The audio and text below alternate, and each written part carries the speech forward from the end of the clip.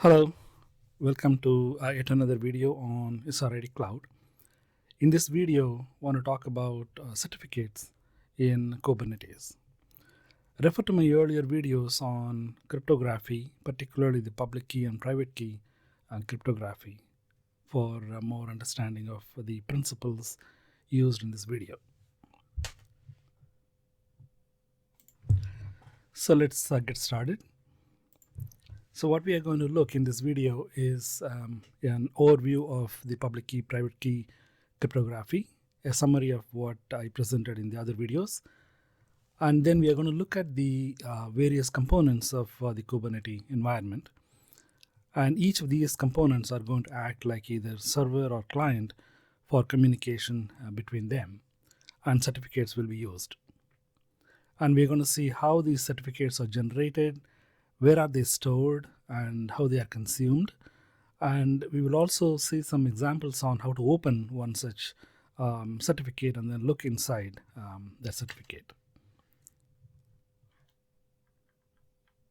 So now let's talk about this public key, private key cryptography or cryptography in general at a very high level. Let us say Bob and Alice want to talk to each other in a secure way. And one of them is going to act like a server, the other one is going to act like a client. And let us say client wants to talk to server securely, so the server has to create what is called a public key and private key pair, and then somehow give the public key to client. And then client will encrypt the data that is meant for server and then send it across to server, and server will decrypt that data using its private key. But it does not end there. The complication is how to distribute the server's public key to client securely. Even though public key is used only for encrypting purposes, it still has to be distributed to client in a very secure manner. And client should be absolutely sure that it is dealing with the public key of the server, not some intermediary. So to do that, the server has to put that public key in what is called a certificate and send it across to client. And the client has to consume that certificate in such a way that it is absolutely sure that the public key or the certificate came from or belongs to the server. So how is it done? It is done with the help of a certificate authority. The certificate authority creates a self-signed certificate which contains its own public key. And that self-signed certificate is so popular that it will be freely available to anybody in a very secure manner, maybe in the form of a browser or in the form of a shrink tab software or whatever. So the server, after creating the public key, will ask the certificate authority to create a signed certificate. And that signed certificate will be distributed to the client, or the server can get it and then distribute it to client separately. So I know I'm rushing through this, and refer to my earlier videos on how exactly this is done in a methodical way. So now let us switch on to the next slide. I will talk about various components of Kubernetes. So here is the picture of the various components of Kubernetes. The master and the worker nodes, they act like the backbones of the Kubernetes cluster. The master, 1 or 2 or 3 or however much you want, they are meant for managing this environment. And worker nodes are meant for the application workloads to run. And the link between the master and the worker node is the kubelet service running on both master as well as on the worker node.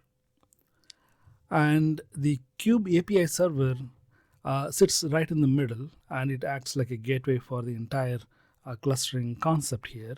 Every other component talks to the Kube API server for API management purposes.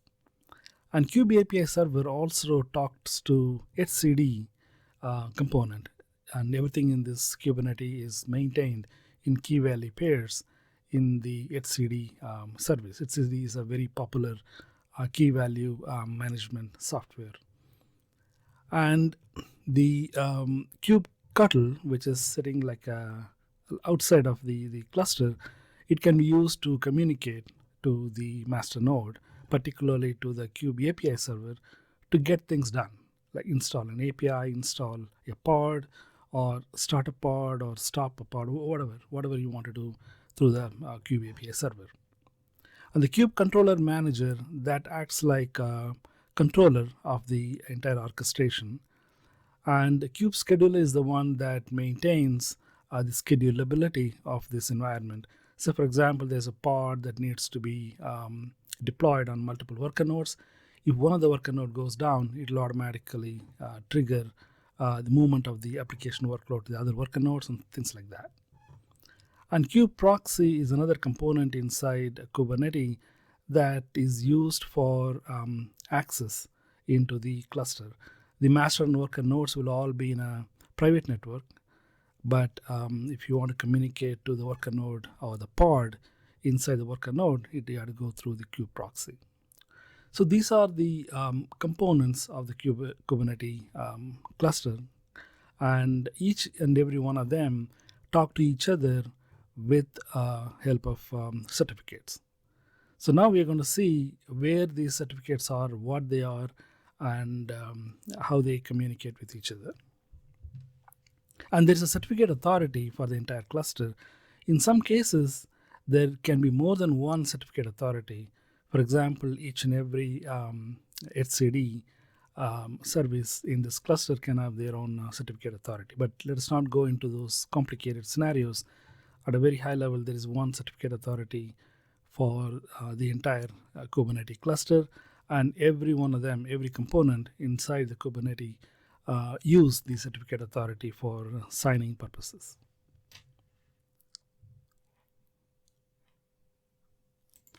So now let us take the various combinations here. kubectl acts like a client, and Kube API server acts like a server. That is one combination. So the Kube API server has to generate a certificate that kubectl can use. Similarly, the Kube controller manager, Kube proxy, Kube scheduler, and the kubelet service running on either on master node or on the worker node, they all act like clients to the Kube API server. And Kube API server, interestingly, acts like a client to the etcd server component. Similarly, the Kube API server also acts like a client to the kubelet service as well. So for all these combinations, the certificates have to be used appropriately, which we will see in a moment. Let us start with certificate authority. When Kubernetes is installed, the certificate authority, private key and public key pairs, and a self-signed certificate are all generated by the installer. And they are generally stored in the etc Kubernetes PKI directory. So now I have a Kubernetes, simple Kubernetes cluster, and I'm going to show you where the certificate is stored. It is stored in etc Kubernetes PKI. Let's take a look at it. Here is my two-node cluster, one master node and one worker node. And let us go to the directory that we talked about.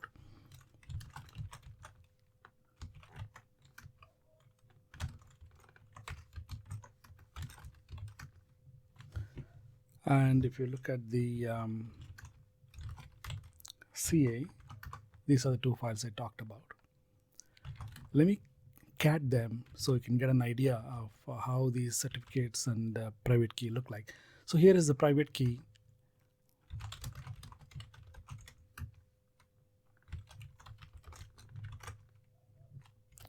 So this is a very popular private key format. And the certificate is also can be viewed. There it is. So how does the Kubernetes installer generate this certificate, and how does it sign it, and then how does the Kubernetes installer create the private key and public key, and how does it sign it to produce a certificate? Let's take a look at that now. So this is how the Kubernetes installer generates the public key and private key and certificates. The first of all, it runs the OpenSSL gen RSA command to create the private key, and then it uses the same OpenSSL command to create the certificate signing request, which is intermediary, the ca.csr, and then the ca.csr, the sign request, is now converted into a signed certificate, and that is the ca.crt. And this is how the ca.key, which is the private key of the certificate authority, and the signed certificate ca.crt are generated by the Kubernetes cluster installer. So this is the same principle used for generating other certificates as well, in terms of private key and then signing, creating a signing request, and then creating the signed certificate. So now that we know how the certificate authorities, self-signed certificate and the CA private key are generated, now let us take a look at each and every combination. So let us start with kubectl, which we are going to use the term admin in this particular context. So the kubectl configuration is generated and stored in the etc Kubernetes directory. The Kubernetes installer creates a client certificate, and you can see the same commands are repeated again, and these private key and the certificate are embedded in a file called admin.conf file. So instead of storing the admin.key and then the admin.crt separately on the disk, it is embedded in a configuration file, which we are going to see now.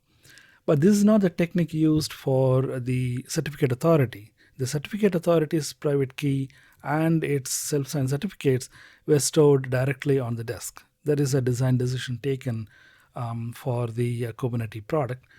But there are some advantages in doing this way, putting the certificate and the private key in a configuration file. So now let us take a look at the real admin.conf file and see how it looks like. So here we are in the etc Kubernetes directory, and here is the admin.conf file. So this admin.conf file contains three important pieces of information in it. One is the certificate authority data. So this is the certificate authority's public key. And here is the certificate of the client. So this data was generated by the self-signed by the certificate authority. And here is the private key of the admin client. So these three things are put together in this conf file, and they are used appropriately by the kubectl program while talking to the Kubernetes API server. So one more piece of information that you should know, that in this configuration file, the certificate or the private key are stored in an encoded manner. So what I'm going to show you now is going to take this encoded version of the certificate authorities data, and I'm going to copy this to clipboard, and I'm going to put it in a file.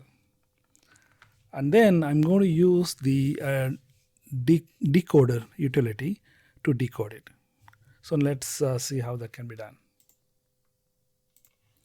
So then I put this data in a file called ca.sridhar, and then I'm going to use this utility base 64 minus d and then ca.sridhar, and that should give you the certificate. So how did the Kubernetes installer program did the opposite?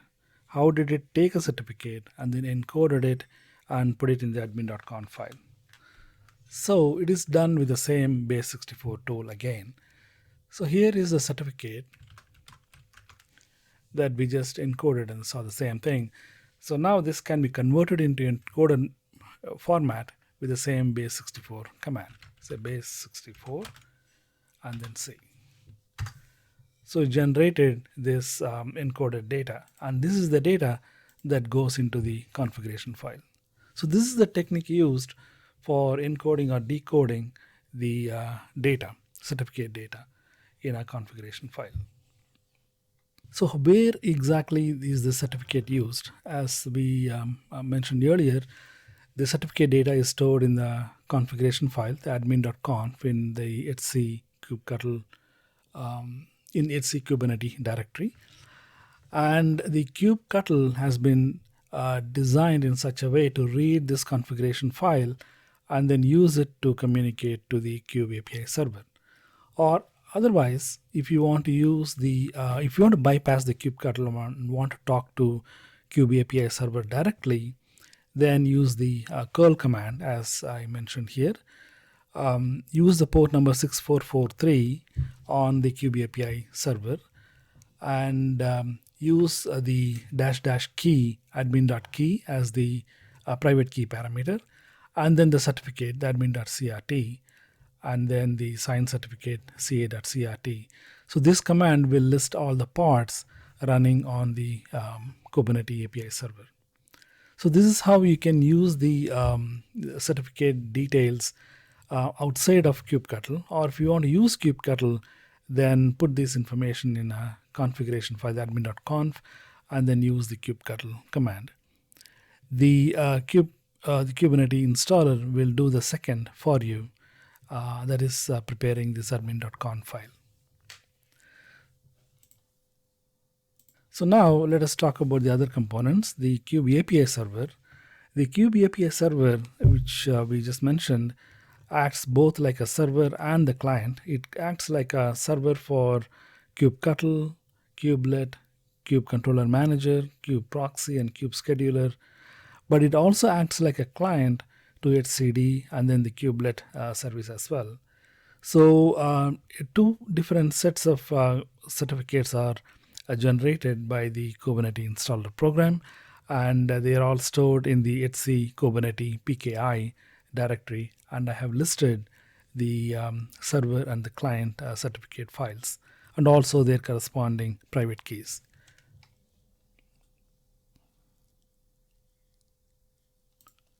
And you can see them here.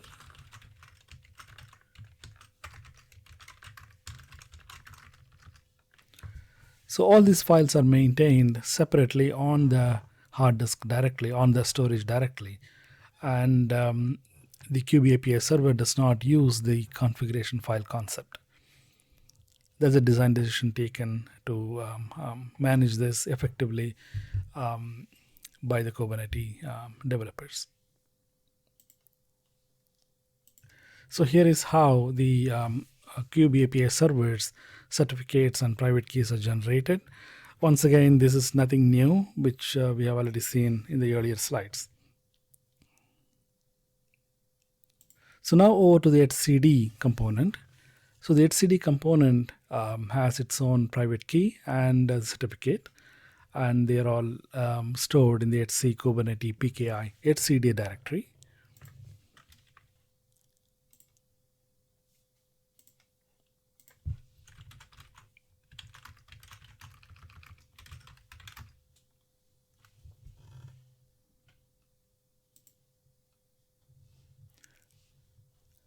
So as you noticed, the etcd server has its own certificate authority. That is, once again, another design decision taken by the Kubernetes developers. This helps to keep the independence of the etcd software.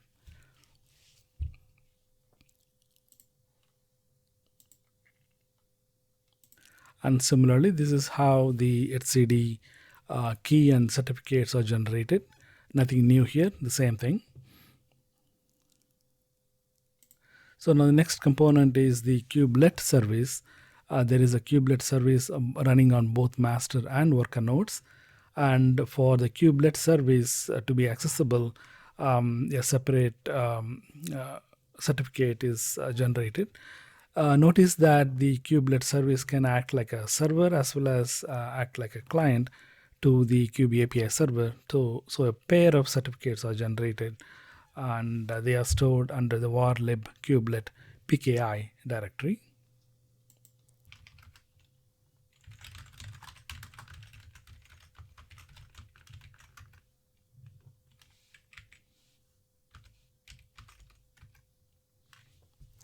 So there they are, the kubelet certificate and private key.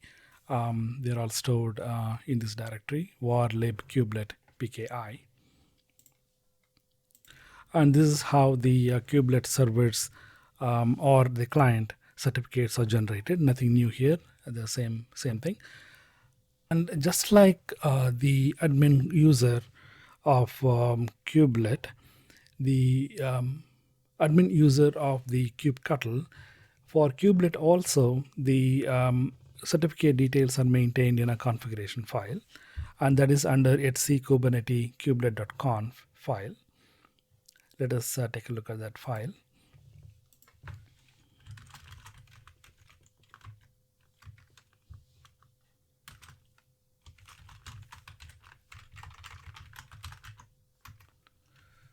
So this is the file that maintains the certificate details for the kubelet service, which is quite similar to what we saw earlier for the admin user of kubectl. And interestingly, the encoding is done only for the certificate authorities certificate, but the for the client and the client key, they are the reference to the disk file is maintained. Once again, another design decision taken by the Kubernetes developers.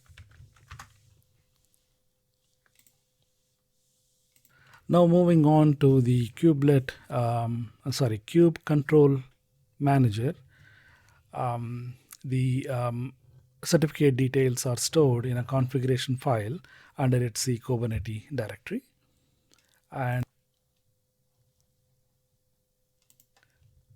and they are generated with the same set of commands we saw earlier. And this is for the kube proxy.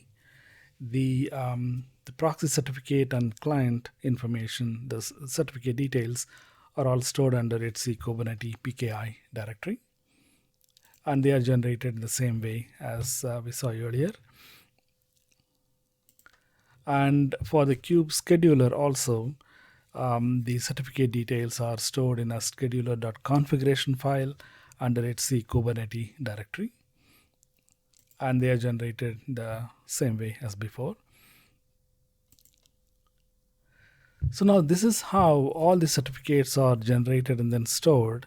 So now let us do something interesting, and let us peek into one of the certificates with the OpenSSL command. Let's do that now. So now let us take a look at the API server certificate and what is inside the certificate and how to validate or how to use it for some debugging purposes.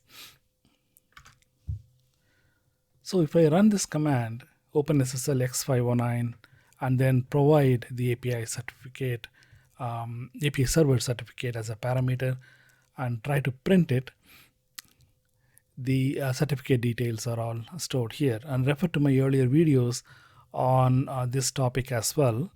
But importantly, this certificate has got a validity period, and it is generally for 365 days.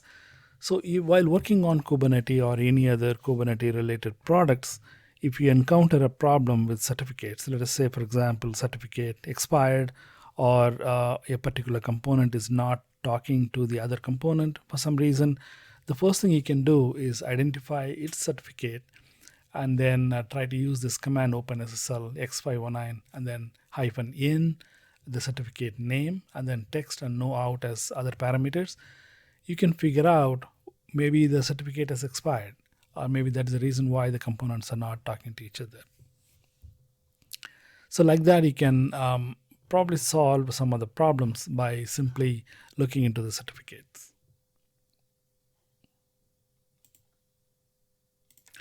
So that's all I have for this video, and I hope you enjoyed this video and you understood how the certificates are stored in various locations, in various formats inside the Kubernetes.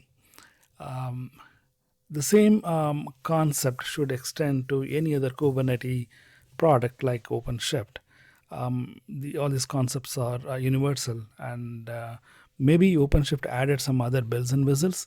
But when it comes to certificates, I think what you saw in this video is probably what it is for OpenShift as well. So thanks for watching, and I will see you soon with another video on another topic. Bye for now.